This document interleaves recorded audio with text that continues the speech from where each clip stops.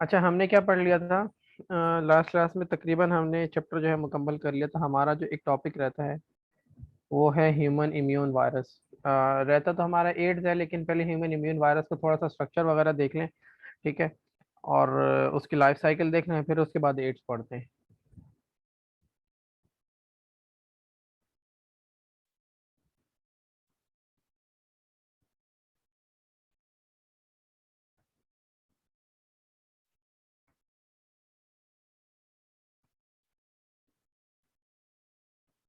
अच्छा, इसको short form में ऐसे लिखते हैं, ह्यूमन इम्यून वायरस। ये क्या है? जो एड्स होता है ना,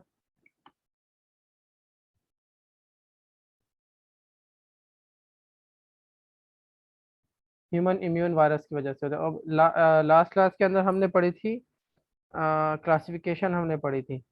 तो उसको ज़रा सा दिमाग में ले आओ, रिकॉल कर लो।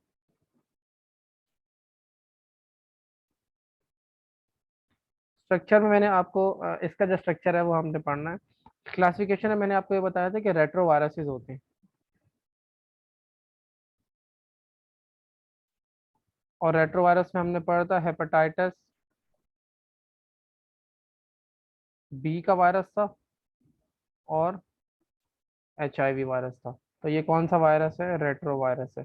अब रेट्रो वायरस की खास बात क्या है कि इनके पास जो है एक एंजाइम है। एंजाइम कौन सा? Reverse transcriptase.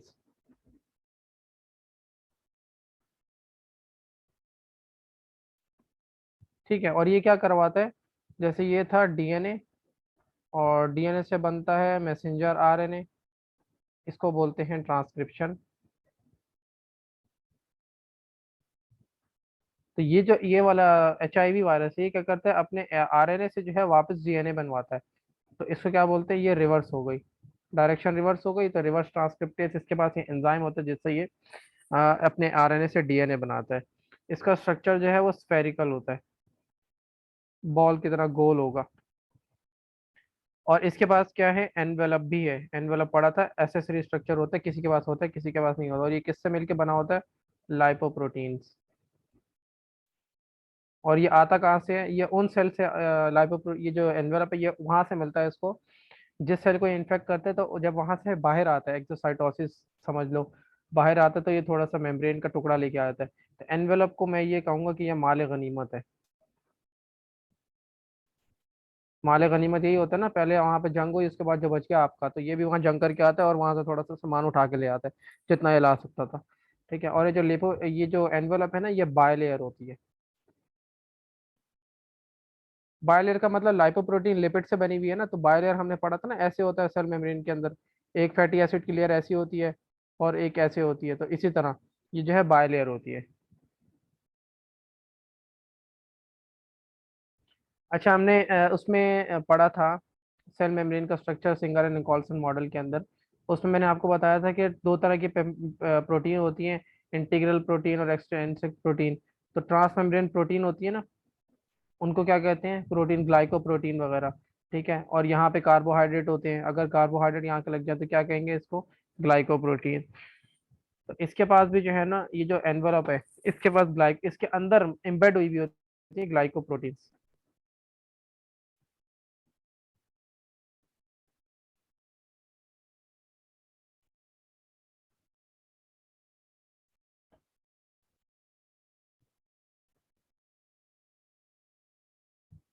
अब ये ग्लाइकोप्रोटीन कितनी तरह की है? ये होती है दो तरह की। एक होती है ग्लाइको, ये जो GP है ना, इसका मतलब ग्लाइकोप्रोटीन की शॉर्ट फॉर्म ऐसे भी होती है, GP। ठीक है। यहाँ पर स्मॉल GP, स्मॉल जी लिख दो और कैपिटल G या स्मॉल P लिख दो, एक ही बात है। ग्लाइकोप्रोटीन। एक होती है ग्लाइकोप्रोटीन 120। ठीक है। इसका जो है ना फंक्शन होता है कि ये अटैच करवाता है वायरस को होस्ट सेल से। कल मैंने आपको बताया था ना, ऐसे करके एक वायरस दिखा के, ऐसे वायरस है और उसके ऊपर यूं करके ये प्रोटीन बनी हुई है, स्पाइक्स बने हुए हैं। और ये जो है कोई सेल है बॉडी का, ठीक है, ये उसका न्यूक्लियस है, तो उसके ऊपर ऐसे करके जो है ये रिसेप्टर होगा। तो ये आपस में ऐसे करके जो है ये बाइंड हो जाएंगे, तो जो वायरस है वो सेल के साथ, इस सेल के साथ जो है आके चिपक जाएगा। तो ये ग्लाइकोप्रोटीन 120 वाली, ठीक है, इसका क्या फंक्शन है? ये वायरस को अटैच करवाने में हेल्प करेगी किसके साथ? होस्ट सेल के साथ। और एक होती है ट्रांसमेम्ब्रेन।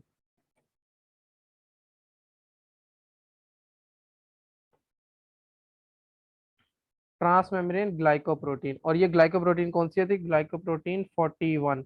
अब ये जो 120 और 41 लिखे हुए ना, ये अमाइनो एसिड वगैरह प्रोटीन्स का चक्कर होता है, ये इसमें पढ़ने की आपको जरूरत नहीं है। जब आप आगे आएंगे एमबीबीएस में इंशाल्लाह तो वहाँ पढ़ेंगे, कोई पूछेगा नहीं what is the meaning of 41 and 120, ठीक है, कहीं नहीं आने वाला। और ये हेल्प करती है सेल फ्यूजन प्रोसेस में, आपस में बाइंड होने के लिए इनके।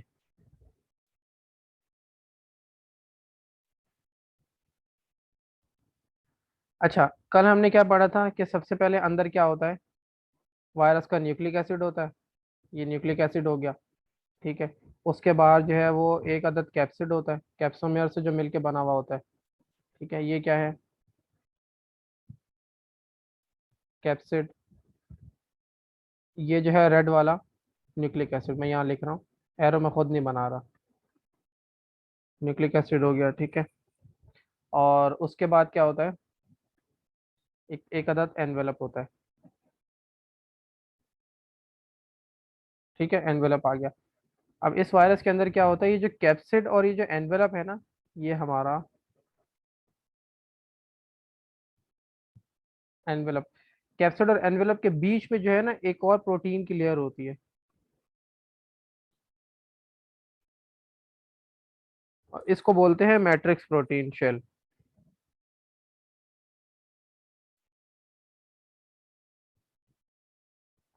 मैट्रिक्स प्रोटीन शेल बोलते हैं, ठीक है, बस ये याद रखना, ये थोड़ा सा इसमें चेंज है। और ये मैट्रिक्स प्रोटीन शेल किसके दरमियान है? कैप्सिड और एनवेलप के दरमियान है।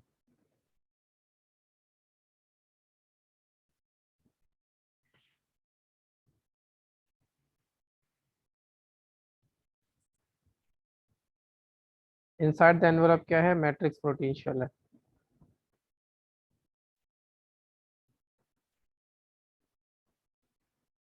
ठीक है। या आप ये कह सकते हैं कि ये है बिटवीन एनवेलप एंड कैप्सिड,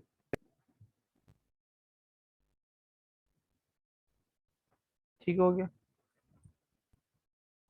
अच्छा, इसका जो कैप्सिड होता है ना वो कॉनिकल शेप होता है, समवट कॉनिकल शेप, मतलब पूरा पूरा ऐसे कॉनिकल ऐसे होता है ना, यूं नहीं, थोड़ा सा कॉनिकल शेप, पिक्चर दिखाऊंगा वहां पे नजर आ जाएगा।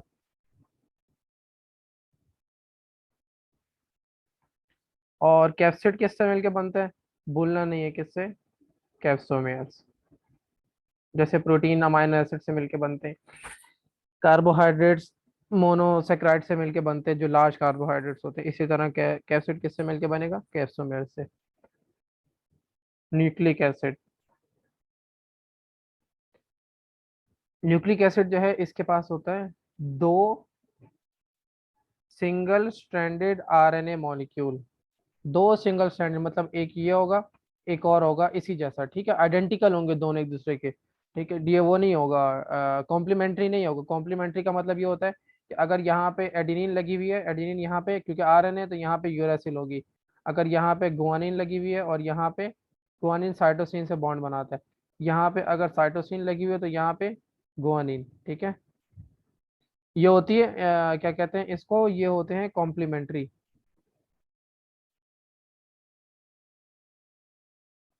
जबकि आइडेंटिकल होते हैं ना वो किस तरह होते हैं? एक आरएनए का मॉलिक्यूल ये, एक आरएनए का मॉलिक्यूल ये। अगर इसके यहाँ पे एडिनिन है तो इसके यहाँ पे भी एडिनिन है, इसके यहाँ पे गुआनिन है तो इसके भी यहाँ गुआनिन है, इसके यहाँ साइटोसिन है तो इसके भी यहाँ साइटोसिन है। तो ये एक दूसरे के आइडेंटिकल हैं, बिल्कुल एक जैसे। तो कितने होते हैं? ये दो, डबल स्टैंडर्ड, ठीक है। और ये दोनों कौन से हैं? Identical. Two double standard RNA, ठीक है, और इसको बोलते हैं HIV आरएनए। एक नाम और भी है वायरल आरएनए। वायरल आरएनए मतलब वायरस का आरएनए, ठीक है। और ये क्या करता है? ये जो डबल, ये सिंगल स्ट्रैंडेड आरएनए मॉलिक्यूल है, ये मैंने क्या बताया था, रिवर्स ट्रांसक्रिप्टेज एंजाइम होता है इसके पास। तो ये क्या करेगा? ये जो इसका सिंगल स्ट्रैंडेड आरएनए मॉलिक्यूल है यानी कि वायरल आरएनए,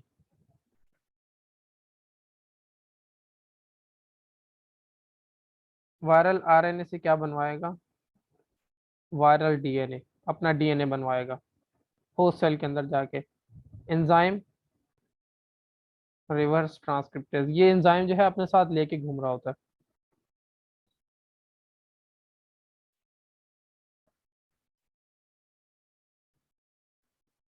ये इसका थोड़ा सा स्ट्रक्चर है, मैं आपको इसके डायग्राम दिखा देता हूँ।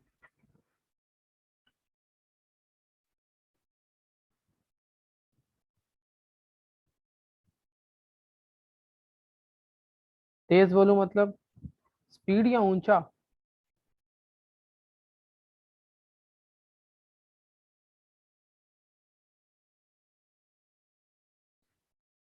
ऊंचा, अच्छा ऐसे। एक मिनट, मैं माइक करीब कर लेता हूँ। अच्छा देखो, ये तो हो गई इसकी, ये देखो मैट्रिक्स प्रोटीन बाहर से आते हैं, ये देखो ये एनवेलप है। इसका कलर क्या है? ये देखो ये एनवेलप है, यहाँ पे लिपिड बायलेयर से बना हुआ है, ये एनवेलप येलो कलर का बाहर वाला। उसके बाद एनवेलप के अंदर क्या थी, प्रोटीन्स थी, मैंने कहा था एक तो ट्रांसमेम्ब्रेन होती है और एक एम्बेड हुई हुई होती है। ये देखो, ये जो ट्रांसमेम्ब्रेन है, ठीक है, ट्रांसमेम्ब्रेन कौन से, ग्लाइकोप्रोटीन 41, और ये जो स्पाइक्स बने हुए हैं ऐसे करके, ये दिख रहे हैं ना, ये वाले स्पाइक्स, ये होते हैं ग्लाइकोप्रोटीन 120। ठीक। और उसके बाद ये कैप्सिड है, ये जो है ये कैप्सिड है। और ये रहा एनवेलप, एनवेलप और कैप्सिड। एनवेलप के अंदर कैप्सिड होता है, लेकिन मैंने बताया कि एनवेलप और कैप्सिड के बीच में ये जो रेड कलर का शो हो रहा है, ये होता है मैट्रिक्स प्रोटीन। एक शेल और होता है एसेसरी स्ट्रक्चर, एक शेल है, ठीक है। उसके बाद कैप्सिड आ गया, और कैप्सिड इसका कौन सी शेप का है, देखो कॉनिकल, समवट कॉनिकल है। ठीक है, समवट मतलब पूरा पूरा ऐसे नहीं है, समवट कॉनिकल है। और जो आपको बताया था कि इसके पास double sorry single stranded RNA molecule होते हैं। तो ये देखो, और कितने, दो होते हैं, तो ये सिंगल स्ट्रैंडेड आरएनए मॉलिक्यूल एक ये रहा, सिंगल स्ट्रैंडेड आरएनए मॉलिक्यूल एक ये रहा, ठीक है, वायरल कोर मतलब आरएनए। और रिवर्स ट्रांसक्रिप्टिव एंजाइम ये रहे, ये दो दिखाए हुए हैं, ठीक है, रिवर्स ट्रांसक्रिप्टेज एंजाइम। ये पी है, रिवर्स नहीं है, रिवर्स है, यहाँ पे आर है। ठीक। वायरल कैप्सिड प्रोटीन्स, और इनको कहते हैं स्पाइक्स। और ये स्फेरिकल स्ट्रक्चर है इसका, ठीक। अच्छा, मैं इसकी लाइफ साइकिल आपको ना यहाँ डायग्राम में समझा देता हूँ, बुक के अंदर पूरी यही कहानी लिखी हुई है। देखो, ये आया, और ये बात याद रखना, ग्लाइकोप्रोटीन 120 का मैंने आपको बताया था कि ये सेल से अटैच होने में हेल्प करता है, होस्ट सेल से। तो ये देखो, ये वायरस आया, HIV वायरस है। ये आया, ये आके जो है ना, ये जो CD4 लिखा हुआ है ना, ये आपको समझ में नहीं आएगा। ठीक है, इसको छोड़ दो, ये रिसेप्टर है बस। अभी जो ग्लाइकोप्रोटीन 120 है ना, ये इस रिसेप्टर पे आके जो है ऐसे करके जो है बाइंड हो गया, ये यहाँ पे आके बाइंड हो गया। थोड़ा डार्क वाला लेते हैं, यहाँ पर आके इससे बाइंड हो गया, चिपक गया। उसके बाद सेकंड स्टेप, ये सेकंड है, नंबर सेकंड। यहाँ पे क्या हो रहा है कि इसने अपना जो वायरल जीनोम है, वायरल RNA जो इसने सेल के अंदर डाल दिया, होस्ट सेल के अंदर यहाँ डाल दिया। उसके बाद हो क्या रहा है, नंबर 3 पे देखो, ये इसके पास RNA है ना, रेड कलर का RNA। इसने यहाँ से कॉम्प्लीमेंट्री DNA बनाया। कॉम्प्लीमेंट्री DNA का मतलब समझ रहे हो ना, अगर यहाँ पे RNA पे एडेनिन लगी है तो DNA पे यहाँ पे क्या लगेगी, थाइमिन, क्योंकि DNA है। ठीक है। तो इसने क्या किया, यहाँ से RNA से क्या बना लिया, DNA। ये हो गई रिवर्स ट्रांसक्रिप्शन, ये वाला काम इसने करवा लिया। अब ये जो इसका कॉम्प्लीमेंट्री DNA है, ये अच्छा, इसका वायरल RNA जो है ना, ये डिग्रेड हो गया, ठीक है, उसने अपना काम कर दिया। कॉम्प्लीमेंट्री DNA जो है ना, DNA के पास आपको पता है, ये वो क्या कहते हैं, इसके पास रेप्लिकेशन की कैपेसिटी होती है, ये खुद जो है डिवाइड हो सकता है। तो इसने ये सिंगल स्ट्रैंडेड था, तो इसने अपनी कॉपी बनाई, और क्या बन गया, डबल स्ट्रैंडेड DNA। गुड हो गया। उसके बाद नंबर 6 देखो, ये न्यूक्लियस के अंदर जा रहा है, न्यूक्लियस के अंदर जाके नंबर 7 पे ये जो क्रोमोसोम यानी कि जो DNA है होस्ट सेल का, उसके साथ जाकर जुड़ गया, ये जो ब्लू कलर का दिख रहा है, पर्पल से कलर का, नंबर 7 पे ये साथ जाकर जुड़ गया। अब क्योंकि DNA जुड़ गया, तो अपनी मर्जी की प्रोटीन्स बनवाएगा जो जो इसको चाहिए होंगी। तो इसने अपनी, क्योंकि जीनोम बनवाया RNA, क्योंकि DNA से क्या बनता है, फिर RNA बनता है, और वायरल जीनोम बनवाया। वायरल जीनोम बनवाया क्या, कि मैं अपना नंबर बढ़ा सकूं, यानी कि वायरस अपना नंबर बढ़ा सके। नंबर 9 पे देखो, इसने वायरल जीनोम बनवा लिया, दो बनवाए हैं, चेक करो, क्योंकि इसके पास दो सिंगल स्ट्रैंडेड RNA मॉलिक्यूल होते हैं। और एक चीज और बनवाई इसने, क्योंकि इसको कैप्सिड चाहिए जो प्रोटीन से बना हुआ है, एनवेलप भी बनाना है। तो इस एनवेलप तो यहाँ से लेके जाएगा, ये सेल के अंदर से एनवेलप यहाँ से लेके जाएगा। ठीक है, कैप्सिड तो बनाना है ना, और मैट्रिक्स प्रोटीन बनानी है, मैट्रिक्स शेल बनाना है। तो इसने मैसेंजर RNA, ये वाला मैसेंजर RNA बनाया, जो जाके स्ट्रक्चरल प्रोटीन बनवा रहा है। चेक करो, स्ट्रक्चरल प्रोटीन बनवा रहा है, और उसने जाके ये वायरल जीनोम और ये स्ट्रक्चरल प्रोटीन ने जाके पूरा एक वायरस नंबर 11 में बना दिया। नंबर 12 जो है ये सेल से बाहर आ गया। ठीक है, और सेल को भी इन्फेक्ट कर दिया। समझ में आ गई ये लाइफ साइकिल? ये जब आप फेडरल में ये जो ये कहानी लिखी हुई है ना, पूरी स्टोरी यहाँ लिखी हुई है, ये जब पढ़ोगे ना, ये शॉर्ट करके मैंने बता दी है, वहां पे ये वाली कहानी लिखी हुई है। स्ट्रक्चर में किसी को कोई प्रॉब्लम तो नहीं ना? स्ट्रक्चर में, लाइफ साइकिल में।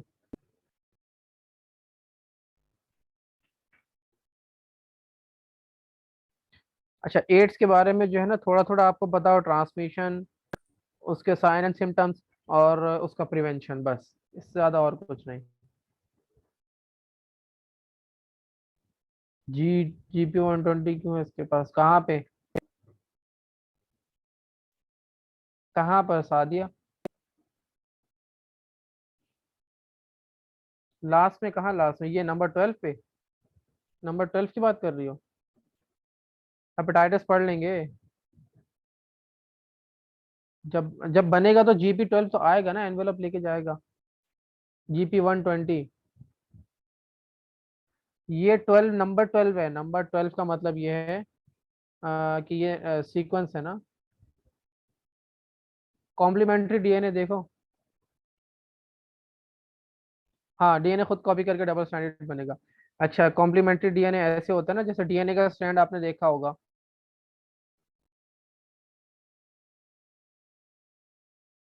ऐसे करके यूं जब खोलो इसको, और ऐसे करके, ठीक है। अब यहाँ पर क्या होता है, थोड़ा साफ सुथरा सा बनाते हैं।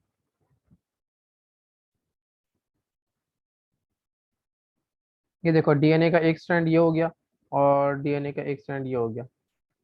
गुड। उसके बाद अगर यहाँ पर एडिनिन लगा हुआ है तो यहाँ पर क्या होगा, खुद बताओ, क्या होगा यहाँ पर? एडिनिन है तो यहाँ पर क्या होगा? Cytosine, thymine, guanine. तो यहाँ पर क्या होना चाहिए? थाइमीन होना चाहिए, वेरी गुड। यहाँ पर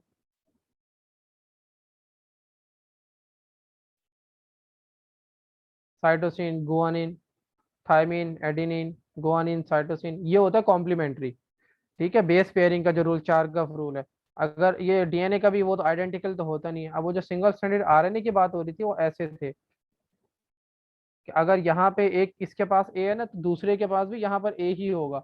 अब ये मैं अंदर क्यों नहीं बना रहा, क्योंकि बॉन्ड नहीं बनाते। ये मैंने अंदर इसलिए बनाया क्योंकि डीएनए का तो बॉन्ड होता है ऐसे डबल स्टैंडर्ड, आरएनए तो सिंगल स्टैंडर्ड है। अगर यहाँ इसके साइटोसिन है तो यहाँ भी साइटोसिन होगा, यहाँ इसके यूरासिल है तो यहाँ पे भी यूरासिल होगा। मतलब जो इन्फॉर्मेशन यहाँ पे होगी ना, जो जीन यहाँ पर होगा, वो जीन यहाँ पर भी होगा। आइडेंटिकल और कॉम्प्लीमेंट्री का मतलब ये है, ठीक है। आइडेंटिकल ट्विंस का नाम सुना है? जैसे दोनों लड़के होते हैं, आइडेंटिकल ट्विंस, या दोनों लड़कियां होती हैं, तो उनकी शक्ल भी एक जैसी होती है, उनकी हरकतें भी, फिर उनको माँ बाप कपड़े भी एक जैसे पहनाते हैं, तो वो फिर वो बड़ा फेमस मीम चल रहा है, अच्छा हुआ याद आ गया, शिजा और फिजा वाला। ये वाला तो सबने देखा होगा, शिजा और फिजा वाला, वो आइडेंटिकल है, वो दोनों एक जैसी हैं, ठीक है। तो आइडेंटिकल अब समझ में आ गया। और कॉम्प्लीमेंट्री क्या होता है, क्या कहते हैं कॉम्प्लीमेंट्री, उस तरह जैसे आप और आपका भाई होगा, ठीक है, ये चीज शिजा और फिजा, अच्छा हो गया याद आ गया।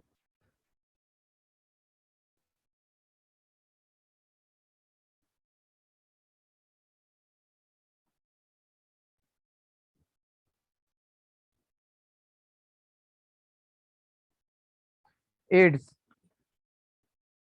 कौन जिसको एड्स किसकी वजह से होता है? HIV virus. अब ज्यादा बात नहीं करनी पड़ेगी HIV वायरस के लिए, ठीक है। HIV वायरस, और ये जो है आपको पता है एनवेलप्ड है, अभी पढ़ा आपने ताज़ा ताज़ा, एनवेलप पढ़ा है। और ये जो एनवेलप है इसका,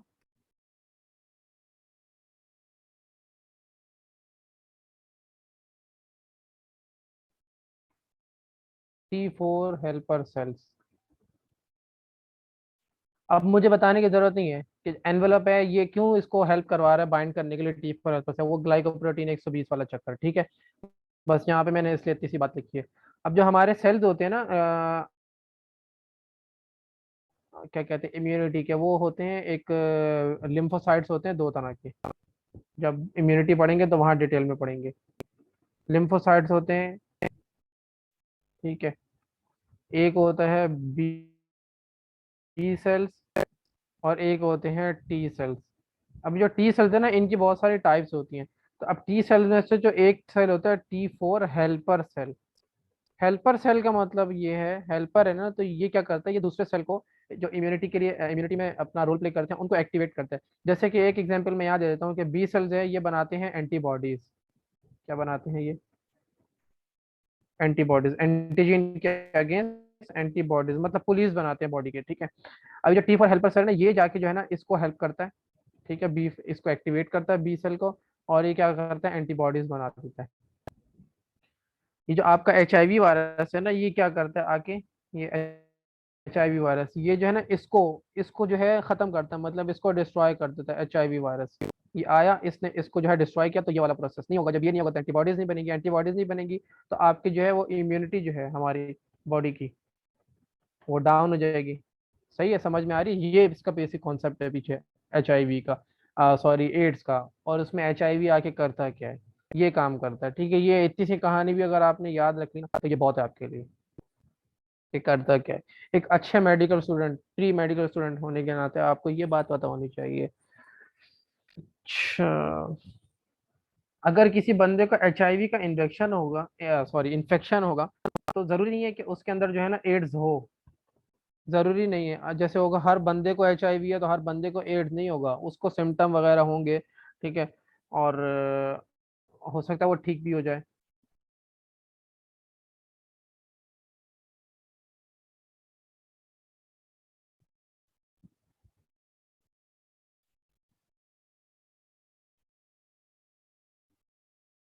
गुड, ठीक है। अगर ऐसे बंदे आ गए जो HIV इन्फेक्शन, लेकिन उनका रिजल्ट, उनको एड्स नहीं हो रहा, तो वो क्या कहलाएंगे, कैरियर्स। कैरियर का वर्ड आपने कहाँ पे सुना है? ये मैंने आपको सेपरेट पढ़ाते हुए बताया था ना। कैरियर है, फीमेल कैरियर है, मेल तो कैरियर नहीं होता, फीमेल होती है, साइलेंट कैरियर है। तो कैरियर है तो मतलब ये खतरनाक है, ठीक है, जेनेटिक्स में। वेरी गुड, ये खतरनाक है। अगर मतलब ये खांसेंगे या कुछ भी जो है ट्रांसमिशन जब हम पढ़ेंगे, तो अगर ये इनके अंदर से वायरस ट्रांसफर होकर किसी में चला गया तो वहां जाके उसका सत्यानाश कर देगा। अच्छा, फेडरल में एक बात लिखी हुई है, फेडरल बुक है, उसके अंदर एक बात लिखी है कि जिसको एड्स होता है ना, उसके कुछ सिम्टम्स ऐसे होते हैं कि जो लिम्फ नोड्स हैं, लिम्फ नोड्स हम ब्लड में पढ़ेंगे, शायद किसी को आइडिया हो। लिम्फ नोड्स हैं ये जो है ना, ये स्वेल हो जाती हैं। और जब आप आगे MBBS में आएंगे तो आप पढ़ेंगे आके, जब ये जो कैंसर वगैरह होते हैं इनको डिटेक्ट करने के लिए लिम्फ नोड निकाली जाती है बॉडी से, और फिर उनको कट करके उनको फिर उनकी बायोप्सी होती है, और लैब में भेजा जाता है। वहां से पता लगता है कि इन्फेक्शन जो है वो कितना बड़ा है कितना नहीं बड़ा। तो ये जब स्वेल हो जाएंगी तो पता लग जाता है कि हाँ कोई ना कोई मसला है। तो ये कहाँ कहाँ के, एक आपका जो नेक है, यहाँ पर होती हैं, आर्म पिट,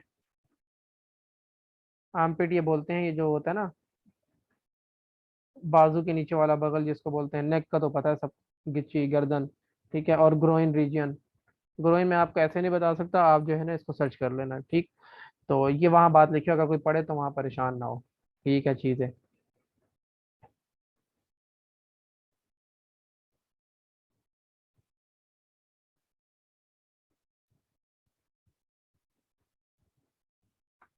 एक चीज़ मैं यहाँ पे बताना भूल गया, देखो ये जो ये वाली इम्यूनिटी है ना, बी सेल्स और T सेल्स जो होती है, इसको बोलते हैं सेल मीडिएटेड इम्यूनिटी। आपने फर्स्ट ईयर में तो पढ़ा होगा, इतना तो याद होगा। ये कौन सी इम्यूनिटी होती है?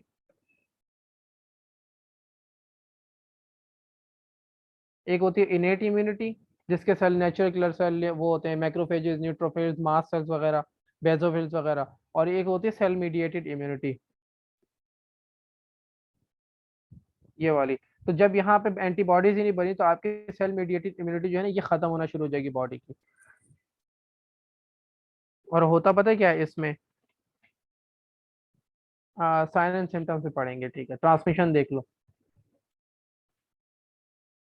इसकी जो ट्रांसमिशन है वो सबसे ज्यादा होती है बॉडी फ्लूइड से। आप बॉडी फ्लूइड्स में क्या क्या आता है? ब्लड, सीमन, सीमन आपने पढ़ा है रिप्रोडक्शन में, मेल रिप्रोडक्टिव फ्लूइड। अगर किसी को इन्फेक्शन है किसी मेल को, और अगर उसके सेमन में ये है मेल वायरस यहाँ से ट्रांसमिट हो सकता है, तो जब वो सेक्सुअल कांटेक्ट करेगा तो जो भी होगा, फीमेल होगी, उसमें जो है अगर वो इन्फेक्टेड नहीं है तो ये सेमन के थ्रू उसको भी ट्रांसफर हो जाएगा। और ये ब्लड जो है, ब्लड के थ्रू ब्लड ट्रांसफ्यूजन हो गई अगर, और इन्फेक्शन हुआ है, उस बंदे को इन्फेक्शन है, तो ब्लड को स्टरलाइज नहीं किया, अक्सर ऐसा होता है कि ब्लड स्टरलाइज नहीं करते, ये जो थके हुए बैंक क्या कहते हैं, ब्लड बैंक होते हैं ना, ये ब्लड स्टेराइल नहीं करते। उसमें क्या होता है फिर, इन वायरसेस वगैरह बैक्टीरिया सब उसमें होता है, तो जिस बंदे को लगता है वो यकना शुद्ध दो शुद्ध बीमारियां उसको हो जाती हैं। इसकी जो 90% ट्रांसमिशन है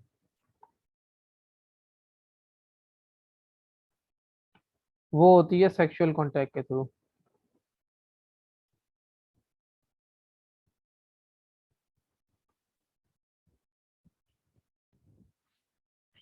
ये तो हो गई 90% ट्रांसमिशन, किससे हो गई, sexual contact. Second, infected blood, अभी जैसे मैंने आपको ब्लड के बारे में बताया, इन्फेक्टेड ब्लड ट्रांसफ्यूजन।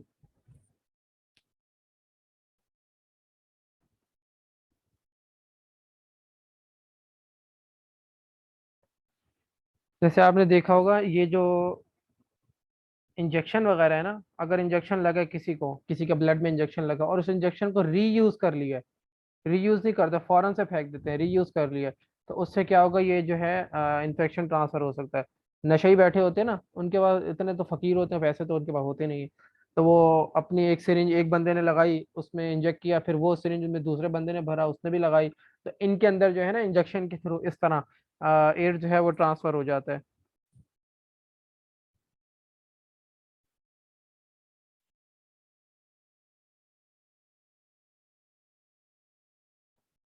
अनस्टेरिलाइज्ड सिरिंजेस हो गई, नीडल्स हो गई। ये आपने देखा होगा डेंटिस्ट और ये जो होते हैं ऑप्टिकल, ऑप्टिकल कह रहा हूँ, ये जो सर्जिकल इंस्ट्रूमेंट्स वगैरह होते हैं, अब ये बहुत महंगे आते हैं, तो इनको बार बार तो मतलब अगर दिन में 50 सर्जरीज हो रही हैं तो बार बार तो नहीं खरीदेंगे, तो वो क्या करते हैं, इनको एक खास टेम्परेचर पे रख के जो है स्टराइल किया जाता है। ठीक, उससे क्या होता है, जो बैक्टीरिया वगैरह और जो जितने भी इन्फेक्शन टॉक्सिन्स वगैरह होते हैं वो सब जो है ना वो खत्म हो जाते हैं, मर जाते हैं। और ये जो आपने देखा होगा डेंटिस्ट जो है, ये जब आपको कोई गया होगा तो वो मुंह में एक बड़ी सी लोहे की सिरिंज डाल के जो है वो सुन करते हैं, तो अब वो हर बार हर पेशेंट पे नई सिरिंज नहीं यूज करते, वो होता भले दो तीन उनके पास हो, लेकिन वो उसको बार बार जो है वो स्टेरलाइज करते रहते हैं। किसी की नजर में पड़ी हो, क्योंकि मैं एक दफा गया था, मेरा रूट कैनाल हुआ था, तो मैंने देखा था वहां पे एक मशीन पड़ी थी, उसमें एक ब्लू कलर की लाइट चल रही थी और उसमें एक फ्लूइड था, तो उसके अंदर सारे इंस्ट्रूमेंट डाले हुए थे, और वो ऐसे ऐसे अंदर जो है ना डांस कर रहे थे, मतलब मशीन अंदर घूम रही थी, और वो स्टेरलाइज हो रहे थे सारे, फिर वो डॉक्टर ने वहां से वो सारे फ्लूइड इंस्ट्रूमेंट निकाले और फिर यूज करना शुरू कर दिए। तो अगर इसको स्टेरलाइज नहीं किया जाएगा सिरिंजेस वगैरह निडल्स को, तो उससे भी जो है अगर इन्फेक्शन हुआ है किसी बंदे को और वो इंस्ट्रूमेंट उस बंदे पे यूज किए गए हैं और वही आप पे यूज कर दें, तो वो जो भी वायरस होगा, HIV वायरस, वहां से ट्रांसमिट हो सकता है।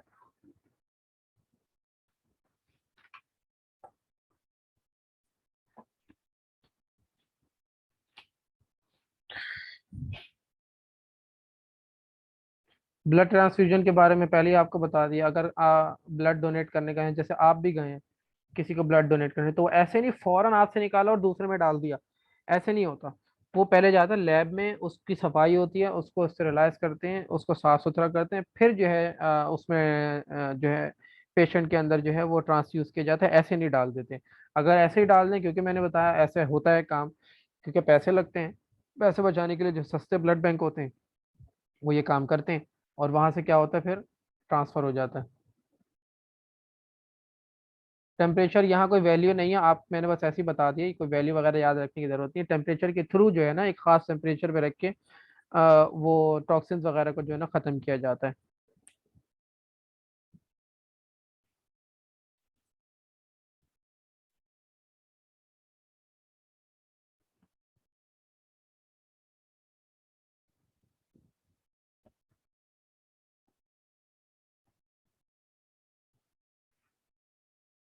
ये तो बताने की जरूरत नहीं है, close contact between infected infected and non infected person, जिसको इन्फेक्शन हुआ है आप उसके बहुत करीब जाएंगे, वो सांस वगैरह लेगा, खांसी करेगा, वो फ्लूइड वगैरह उड़ते हुए जो है वो आपके भी अंदर आएंगे, और क्या होगा फिर आपके अंदर भी वायरस ट्रांसफर हो जाएगा।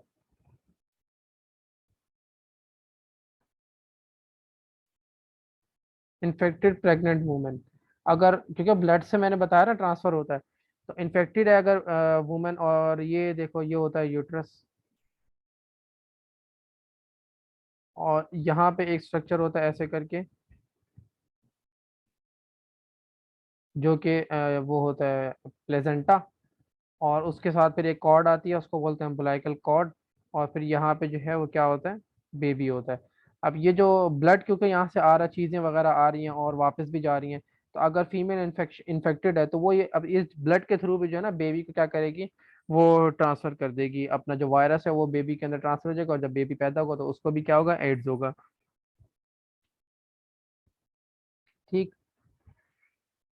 अच्छा,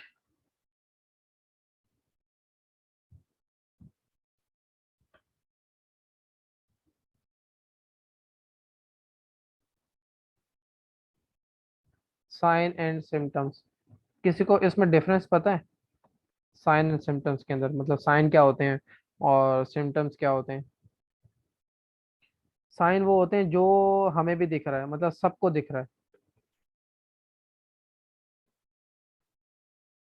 जैसे अगर दाने निकल रहे हैं, खांसी हो रही है, तो ये तो उसको दिख रहा है ना, फ्लू हो रहा है, डॉक्टर को भी दिखेगा, आपको भी दिख रहा है, पेशेंट को खुद भी पता है। सिम्टम में ये होता है जो सिर्फ पेशेंट को दिखता है। ठीक है, जो सिर्फ पेशेंट को दिखा, फॉर एग्जाम्पल दर्द होता है ना पेशेंट को, तो वो डॉक्टर को बता देते हैं कि डॉक्टर साहब ये इस जगह में दर्द है मेरे। ठीक है, ये इस जगह पे दर्द हो रहा है। अब डॉक्टर हाथ लगा कर देख तो लेगा कि हाँ यहाँ हो रहा है, लेकिन फील नहीं कर पाएगा। तो वो जो फील ना कर पाना, ये तरह के होते सिम्टम, ये सिर्फ पेशेंट को ही दिख रहे होते हैं, वही महसूस कर सकता है। अच्छा, इसके जो साइन सिम्टम्स हैं क्या होगा, फ्लू लाइक इलनेस होगी, नज़ला बुखार जो होता है। और ये होने के बाद क्या होगा, काफी अरसे तक फिर ये ना month, days, days, weeks, month, years, मतलब दोबारा बुखार होगा ही नहीं, ऐसा भी होता है। ठीक है, तो डायग्नोज नहीं हो पाएगा तो उसके अंदर ही रहेगा। और अपॉर्चुनिस्टिक इन्फेक्शन होते हैं।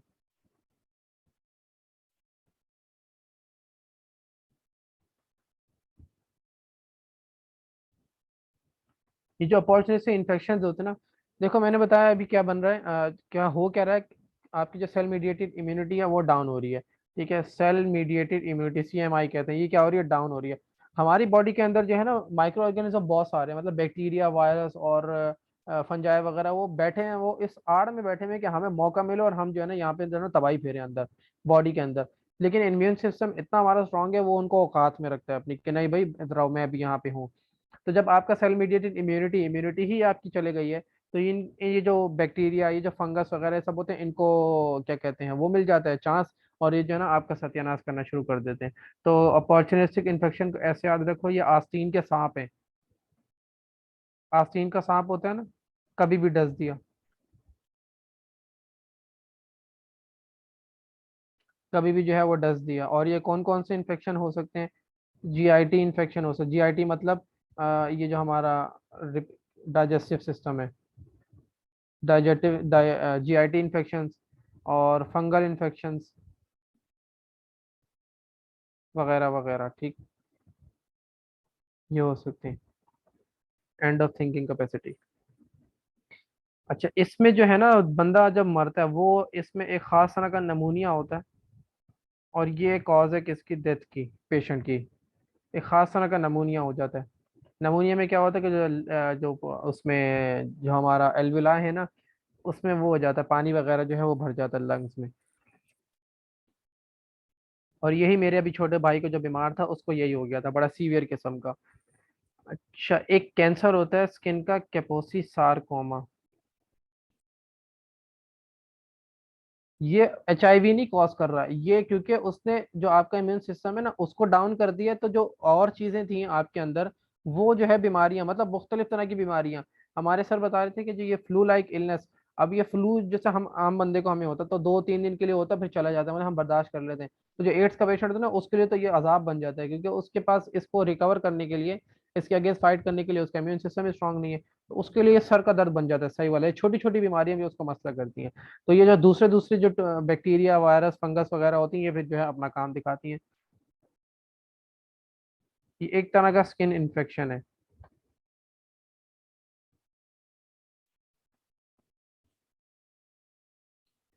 और क्या होगा, वेट लॉस होगा,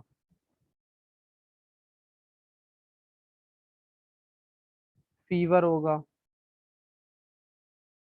डिमेंशिया होगा। डिमेंशिया क्या होता है? ये जो आपका वायरस है ना, ये जाएगा ब्रेन के अंदर। HIV वायरस ये कहाँ जाता है? ब्रेन में, और ब्रेन के सेल्स को जाकर डैमेज करता है। जब ब्रेन के सेल को डैमेज करेगा तो श्रिंकेज हो जाएगी किस किस ब्रेन की। और जब दिमाग ही आपका जो है वो छोटा होना शुरू हो जाएगा तो आपको चीजें याद नहीं रहेंगी। तो इसको बोलते हैं डिमेंशिया, यानी कि लॉस ऑफ मेमोरी। और इसको बोलते हैं कि इरिवर्सिबल डिमेंशिया हुआ है।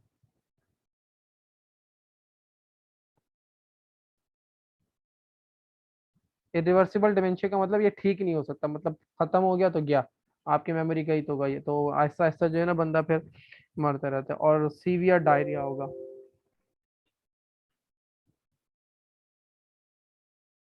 डायरिया होगा सीवियर, डायरिया बोलते हैं लूज मोशंस। अब मोशन में क्या होता है, वाटर जो है ना ये हमारी बॉडी का वो बहुत जो है ना बाहर जा रहा होता है बॉडी से, और साथ में आयंस वगैरह भी जा रहे होते हैं। तो जैसे आम बंदे को भी अगर मोशन वगैरह हो जाए तो उसकी हालत खराब हो जाती है। तो ORS और पानी की बहुत ड्रिप्स जो है वो लगती हैं नमकियात पूरी करने के लिए। तो अगर जिसको ये जो एड्स का पेशेंट होता है, इसको सीवियर डायरिया हो गया, मतलब बहुत ज्यादा जो पानी है ना बॉडी से बाहर जाता है, तो इनके लिए बहुत मसला हो जाता है।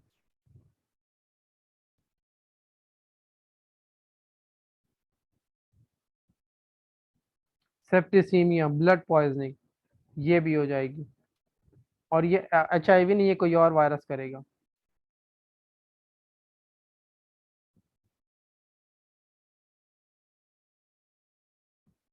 अच्छा, इसका जो है ना ट्रीटमेंट नहीं है। एड्स का अभी तक मतलब कोई ऐसी मेडिसिन नहीं आई है, इसका ट्रीटमेंट नहीं है। लेकिन इसको इस तरह ट्रीट किया जाता है कि जो अगर 6 महीने में ये बंदा मार देगा, फॉर एग्जाम्पल 6 महीने में बंदा मर जाएगा, तो उसको मेडिसिन दी जाती है कि वो 2 3 साल 4 साल 5 साल और जी ले। मतलब इसको जरा स्लो कर दिया जाता है कि भाई ये जो इन्फेक्शन जो भी साइन सिम्टम ये जो शो हो रहे हैं ये आराम आराम से जो है ना बॉडी के अंदर बने, अपीयर हो और क्या हो, बंदा जरा ज्यादा झीले, ठीक है, उसको बचा लिया जाए। मतलब पूरे तरीके से खत्म नहीं कर सकते। तो एक कॉम्बिनेशन है मेडिसिन का, उससे इसको ट्रीट किया जाता है।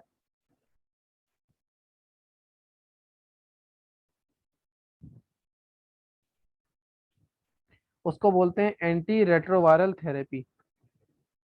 एंटी, क्योंकि ये रेट्रोवायरस है, रेट्रोवायरल थेरेपी। और इसको बोलते हैं ART, कहीं पे पढ़ा लिखा हुआ मिले आपको शॉर्ट फॉर्म में। ठीक है। और इसमें सिंध बोर्ड में एक मेडिसिन लिखी हुई है, क्या कहते हैं, एजिडोथाइमिडीन।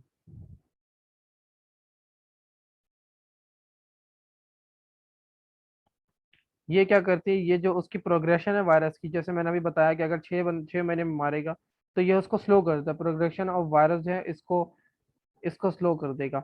और ये जो है अटैक करेगा इसके जो वायरस के सेल हैं इनको, कहाँ पर, ब्रेन सेल के अंदर, क्योंकि मैंने अभी बताया ना ये ब्रेन के अंदर चले जाता है। और वहां जाके क्या करता है, डिमेंशिया कॉज करता है, ब्रेन श्रिंकेज करता है। तो अटैक करेगा, attack virus cell in the brain.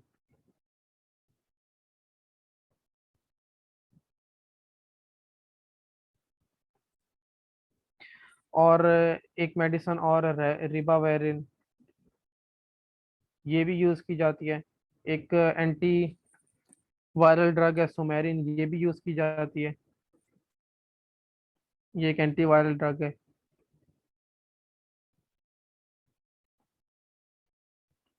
क्योंकि ये सिंध बोर्ड में जो है ये कुछ नाम लिखे हुए हैं, ये आपने याद करने।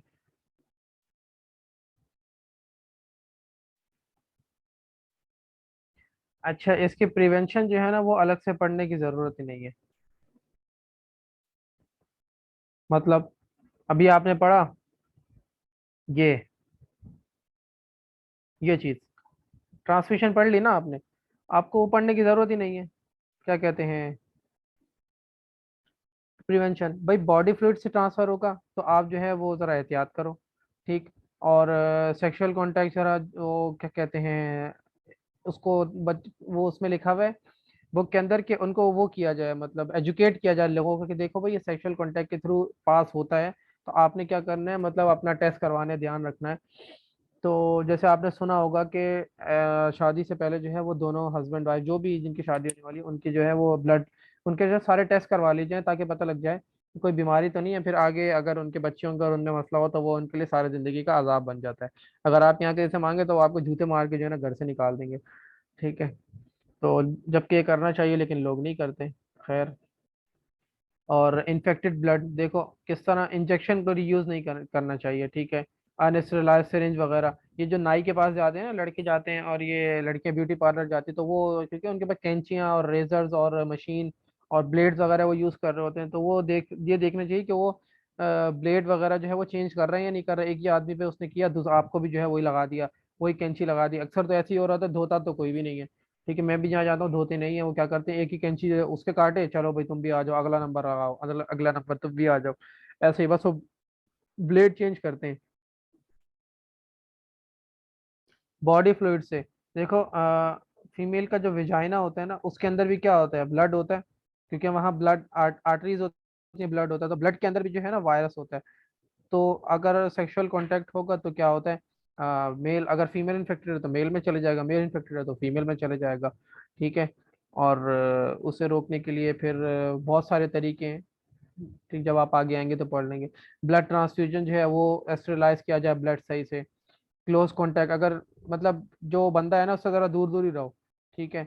और इन्फेक्टेड प्रेग्नेंट वूमन, अब पता कैसे लगेगा कि भाई इन्फेक्टेड है, आप उसके टेस्ट वगैरह करवा, सारे टेस्ट वगैरह होते हैं जब फीमेल प्रेग्नेंट वगैरह होती है। तो उसके सब टेस्ट वगैरह होते हैं तो पता लग जाता है कि भाई क्या प्रॉब्लम है क्या नहीं है। ठीक है। तो यही प्रिवेंशन है इसकी।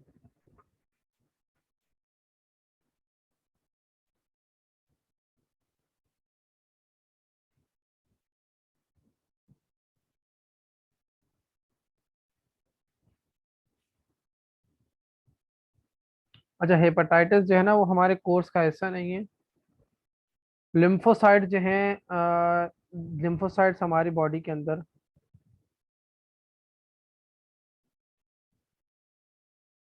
WBCs होते हैं ना, वाइट ब्लड सेल, इसमें होते हैं कितने,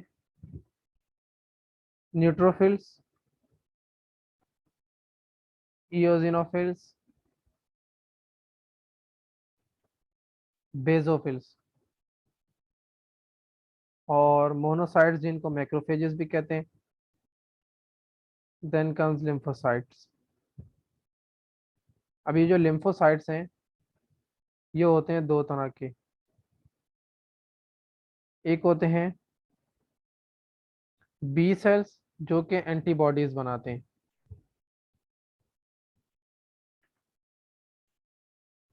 एंटीबॉडी प्रोड्यूसिंग सेल्स हैं ये।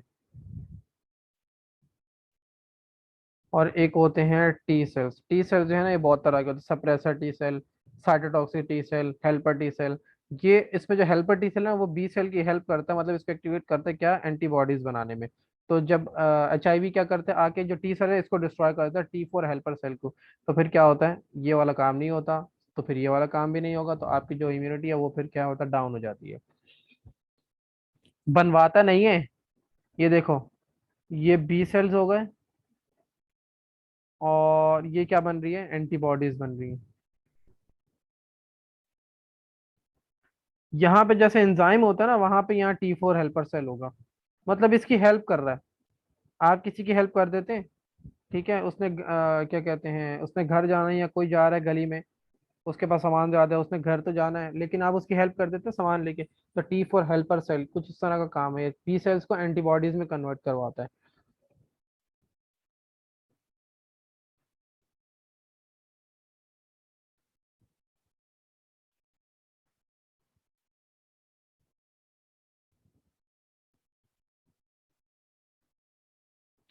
हेपेटाइटिस, ये जो आइटिस का वर्ड है ये क्या होता है, इन्फेक्शन या इन्फ्लेमेशन। और ये जो हेपा है, ये हिपेटोसाइट्स, ये लिवर के जो सेल्स है ना उनको हेपा बोलते हैं, हेपेटोसाइट्स। तो हेपेटाइटिस मतलब लिवर का इन्फेक्शन या इन्फ्लेमेशन। अब इसमें होता क्या क्या है, ये जो इसके सिम्टम्स हैं, सबके सिम्टम्स एक ही तरह के। सिम्टम में क्या होगा, फीवर, फटीग, फटीग बोलते हैं थकना, फटीग, जॉन्डस, जॉन्डिस मैंने कल भी आपको बताया था, येलो हो जाती है स्किन और म्यूकस मेम्ब्रेन और नेल बेड्स, म्यूकस मेम्ब्रेन नहीं, नेल बेड, स्किन और स्क्लेरा जो वाइट है आई का, और एब्डोमिनल पेन, और हेपेटोमेगैली, बल्कि ये वाला वर्ड छोड़ो मुश्किल हो जाएगा, लिवर इनलार्जमेंट, लिवर जो है अपने एक्चुअल साइज से ज्यादा बड़ा हो जाएगा, लिवर इनलार्जमेंट, ठीक।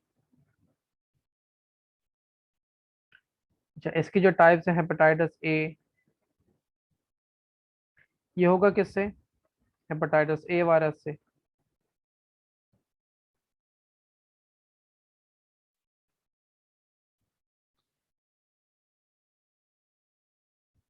और ये वायरस कौन सा हमने कल पढ़ा था? एनवेलप्ड,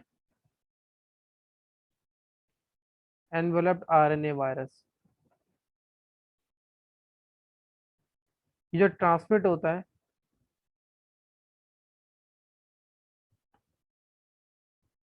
ये होता है फीसिस से। इसको बोलते हैं फीकल ओरल रूट। मतलब जो इन्फेक्टेड ह्यूमन है उसके फीसिस अगर मतलब खाने में आ जाए, उड़ते उड़ते जो है खाने में आ जाए, या आपका कांटेक्ट हो जाए उससे और वो आपके मुंह में चले जाएं, ठीक है, तो ये इस तरह जो है हेपेटाइटिस ए जो है ये क्या होता है, ट्रांसफर हो सकता है। इसका जो ट्रीटमेंट है वो है वैक्सीन, वैक्सीनेशन करवाई जाए इसके अगेंस्ट। ओ सॉरी, वैक्सीनेशन नहीं, एंटीवायरल थेरेपी।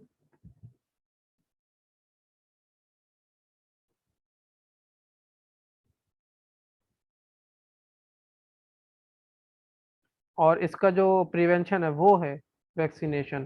पहले से ही वैक्सीन करवा ले, जैसे कोरोना वायरस की लगवा रहे हैं ना सब, तो पहले से वैक्सीनेशन करवा लो, प्रिवेंशन, मास्क लगा लेते हैं, जैसे ये सब प्रिवेंशन में आता है ना।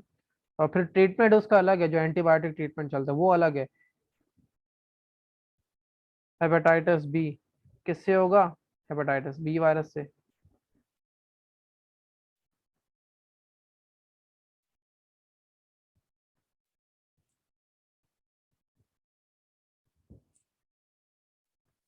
ठीक, इसके जो सिम्टम्स है ना, सिम्टम्स तो सारे एक तरह के हैं। अब यहाँ पे आपको ये पता होना चाहिए, हमने रेट्रोवायरस पढ़े थे,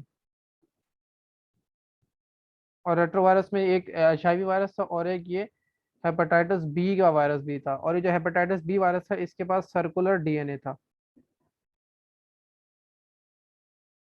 सर्कुलर कौन सा था? Double stranded, double stranded DNA. और कैसा था? इनकम्प्लीट था, इस तरह करके यूं सर्कुलर और यूं ऐसे इनकम्प्लीट था, ठीक। कि किससे होगा? हेपेटाइटिस बी वायरस की वजह से।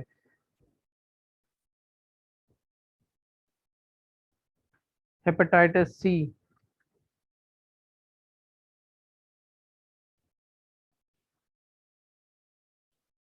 किससे होगा? Simple, hepatitis B C virus, sorry, hepatitis C का वायरस। और इसका जो ट्रांसमिशन है,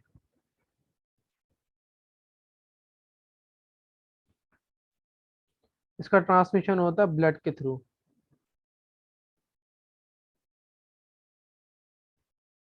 अब ब्लड के थ्रू कैसे ट्रांसफ्यूज होगा? यहाँ तो ट्रांसफ्यूजन हो रही है, ब्लड ट्रांसफ्यूजन करवाते हैं, जो ऊपर अभी इतनी लंबी कहानी बताई, ब्लड ट्रांसफ्यूजन हो रही है उसके थ्रू, या फिर इन्फेक्टेड प्रेग्नेंट वुमेन, वही वाली कहानी जो ऊपर बताई थी ना, प्लेजेंटा के थ्रू ब्लड जाएगा बेबी में, तो उसमें इन्फेक्टेड प्रेग्नेंट वुमेन उससे चला जाएगा,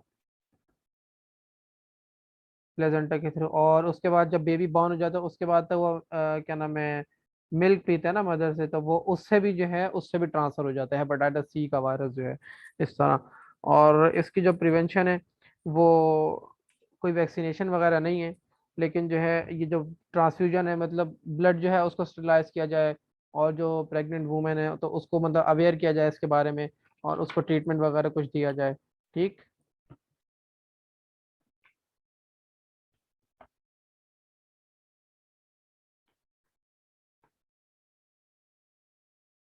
हाँ, HIV T4 को डिस्ट्रॉय करता है। अच्छा, हेपेटाइटिस डी वायरस और ई वायरस जो है वो सिंथ बोर्ड में नहीं लिखे हुए, और वो यहाँ पे भी करने की जरूरत नहीं है, मतलब आपके कोर्स में नहीं दिया हुआ इन्होंने। अच्छा, ये तो मैंने बता दिया आपको, उसमें सिलेबस में नहीं है, सिलेबस में वायरल डिजीजेस था जो हम निकल पड़े और एड्स था। ठीक है। और अब जो है चैप्टर जो स्टार्ट करना है वो है life processes in animal and plants.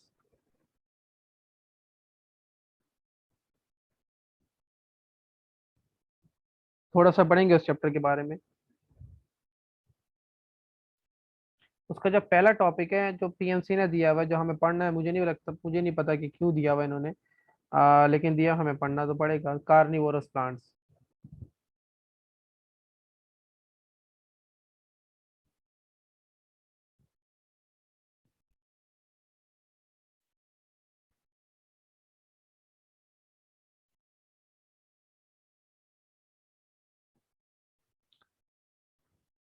अच्छा, ये वो वाले पौधे हैं जो अपना जो फूड है, फूड मतलब कुछ चीज,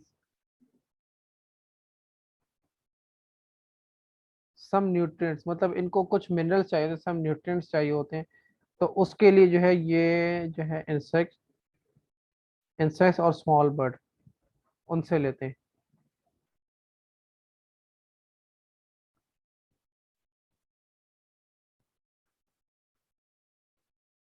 एक साइंटिस्ट था,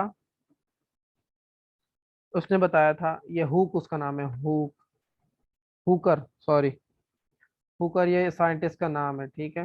ये वो दूसरा वाला हुकर नहीं है। ये इसने बताया था कि जो इनकी जो डाइजेशन होती है, ये जो कार्निवोरस प्लांट है, डाइजेशन होती है इसकी, ये जो हमारे अंदर जो डाइजेशन होती है इन दोनों की सिमिलर होती है।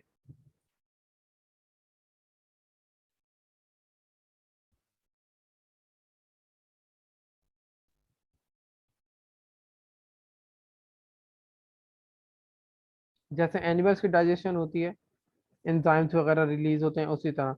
और इसके पास जो एंजाइम होता है, इसने ये भी बताया था कि जो एंजाइम रिलीज करते हैं वो कौन सा होता है, जैसे हमारे स्टमक से जो रिलीज होता है ना पेप्सिन, प्रोटीन्स को डाइजेस्ट करवाने के लिए, तो इनके पास भी ये एंजाइम होता है पेप्सिन। अब ये होते कौन से प्लांट्स हैं? ये होते हैं पार्शियल हेट्रोट्रॉफ और पार्शियल ऑटोट्रॉफ।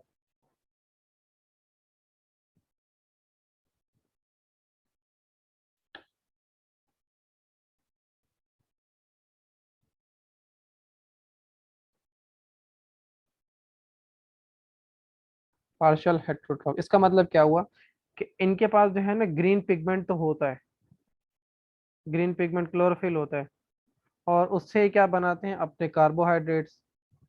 लेकिन इनको नाइट्रोजन भी तो चाहिए। तो जो नाइट्रोजन के रिक्वायरमेंट के लिए ये क्या करते हैं, इंसेक्ट्स और स्मॉल बर्ड्स को जो है उनको खाते हैं, उनको ट्रैप करते हैं। तो क्या हो गया, पार्शियल ऑटोट्रॉफ हो गया, यानी कि कार्बोहाइड्रेट ये खुद से बना रहे हैं, और पार्शियल हेट्रोट्रॉफ हो गया कि ये किसी से फूड ले रहे हैं, खुद बना नहीं पा रहे हैं, ठीक है, इसलिए इनको कहते हैं पार्शियल हेट्रोट्रॉफ और partial autotroph for nitrogen requirement. Nitrogen, और या फिर प्रोटीन, प्रोटीन में भी नाइट्रोजन होता है।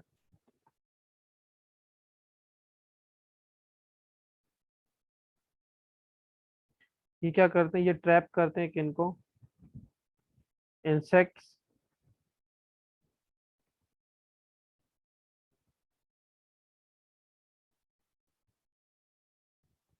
और ये किस तरह करते हैं, बाय मॉडिफाइड, इनके जो लीव्स होते हैं वो मॉडिफाइड स्ट्रक्चर होता है।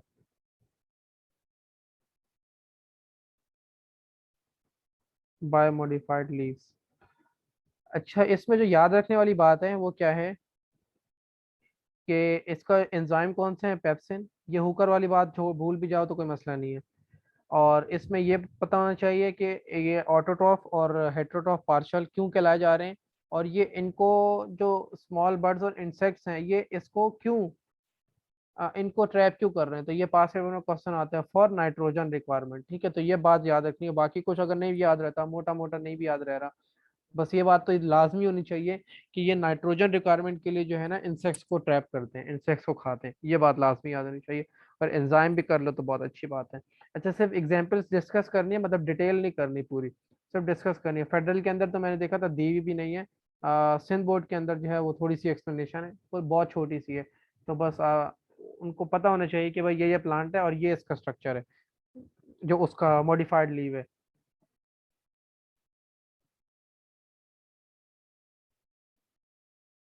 पिचर प्लांट, इसका जो लीफ है वो मॉडिफाइड हुआ हुआ होता है, पिचर शेप का।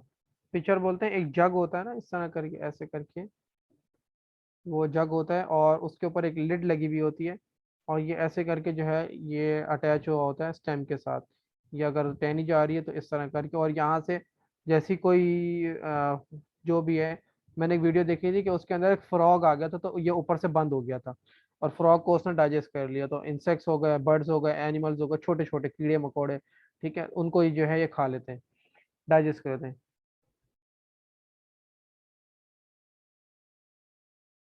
बस इतना बहुत है इसके बारे में। Drosera intermedia.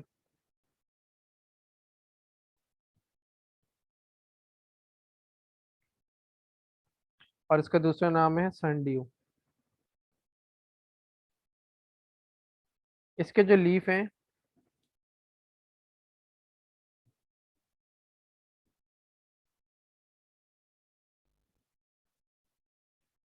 Prostate radiating leaves होते हैं।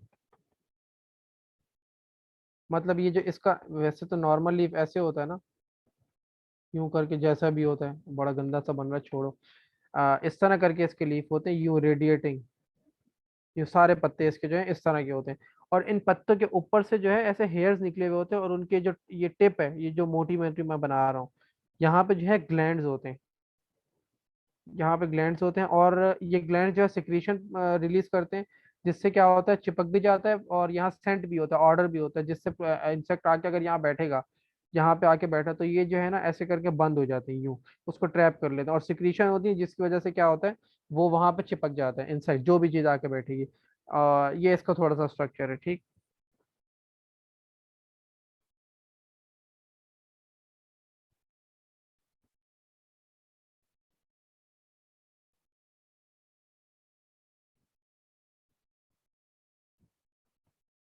Hair like structure with glands at tip. ये वाले, ये जो है ना, ये ग्लैंड्स हैं यहाँ पे टिप पर।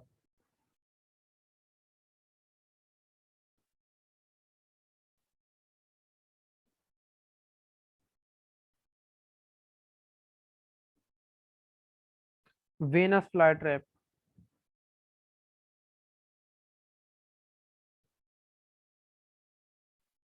वेनस फ्लाई ट्रैप जो है वो तो आपने सबने देखा हुआ है। ये जो होता है इस तरह, इसके जो है ना लीफ ऐसे होता है, हाफ इधर होता है, हाफ इधर होता है, और इसके यहाँ से जो है ना दांत निकले हुए होते हैं। एक में 15 से 20 दांत होते हैं, एक हाफ में। एक हाफ में कितने, 15 से 20 टीथ, ठीक। और ये तो सबने, मतलब ये बहुत कॉमन है, ये सबने ही देखा होगा, ये टीवी वगैरह में, ऐड वगैरह में आ रहा होता है उस तरह। और इसकी एग्जांपल ये इस तरह है, कि जो घर में कैचर होता है ना, जो लड़कियां बालों में लगाती हैं, उसके दांत निकले हुए होते हैं। तो बच्चे अक्सर क्या करते हैं, उसको खोल के बीच में उंगली फंसाते हैं, उसको बंद कर देते हैं। तो बस इसी तरह वो खुला हुआ होता है, जो जो बीच में उंगली गई है वो समझो वो इंसेक्ट चला गया अंदर, और वहां से पीछे से छोड़ दो वो बंद हो जाएगा। तो ये वेनस फ्लाई ट्रैप इसी तरह का होता है।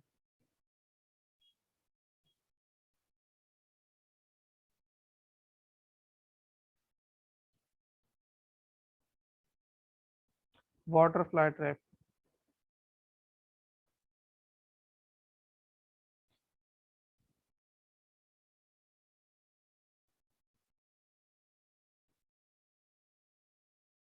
रूटलेस एक्वेटिक प्लांट होता है, मतलब इसकी रूट्स नहीं होती हैं, और ये पानी के ऊपर तैर रहा होता है, और इसके जो लीफ का स्ट्रक्चर है वो इस तरह का होता है।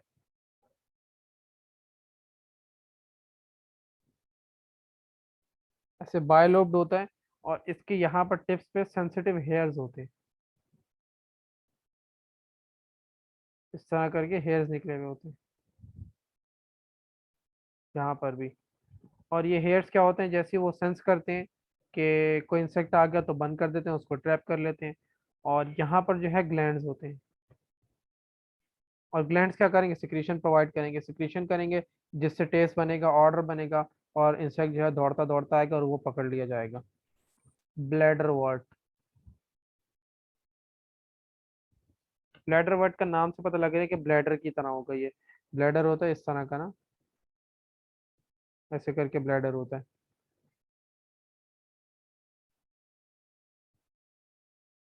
तो ये जो प्लांट है इसका भी स्ट्रक्चर कैसा होता है, इसके जो लीफ होते हैं, ऐसे करके लीफ होते हैं ना, उसके ऊपर एक स्ट्रक्चर होता है, मैं स्ट्रक्चर बना रहा हूँ खाली।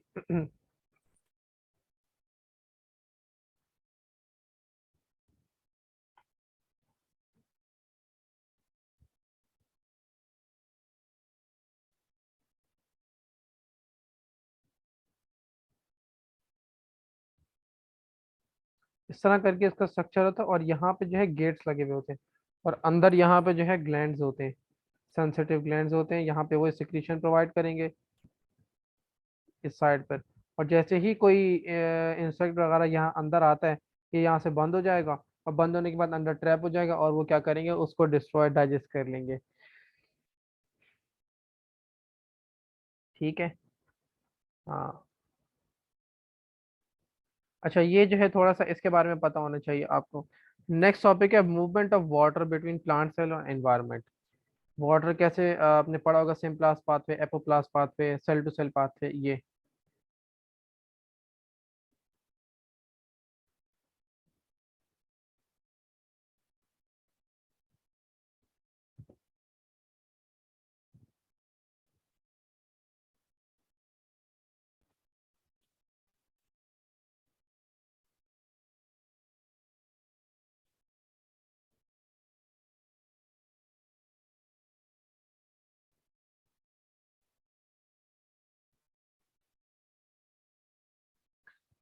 अच्छा, ये जो डेफिनेशन में यहाँ लिख रहा हूँ नाम, ऑस्मोसिस तो आपने पढ़ी होगी, अब तो रट गई होगी। Movement of water molecule from higher concentration to lower concentration. और एंड ऑस्मोसिस, एंड ऑस्मोसिस बोलते हैं वाटर कहाँ पे जाएगा, सेल के अंदर। ये पढ़ा होगा सबने। एंड ऑस्मोसिस सुना है, पहले नाम पढ़ा है। ज्यादा पढ़ा रहा हूँ कि ज्यादा हो गया? मैं तो समझ, अभी तो बहुत कम है।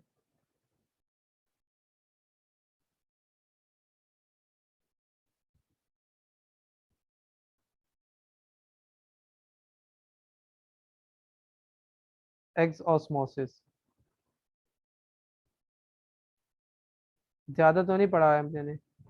हाँ, ये ज्यादा पढ़ा दी, बहुत है आज के लिए इतना।